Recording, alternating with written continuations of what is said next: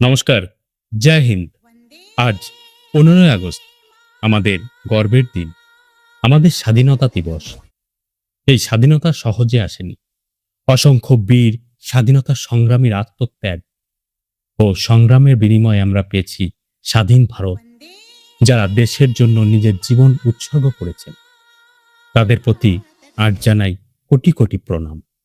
স্বাধীনতা শুধু একটি পতাকা উত্তোলনের দিন নয়। স্বাধীনতা মানে দেশকে ভালোবাসা, দেশের মানুষের পাশে দাঁড়ানো এবং নিজের কর্তব্যকে সততার সঙ্গে পালন করা। আমরা যেন জাতি, ধর্ম, ভাষা ও পরিচয়ের ভেদাভেদ ভুলে একসঙ্গে বলি, আমরা ভারতীয়, ভারত আমাদের গর্ব।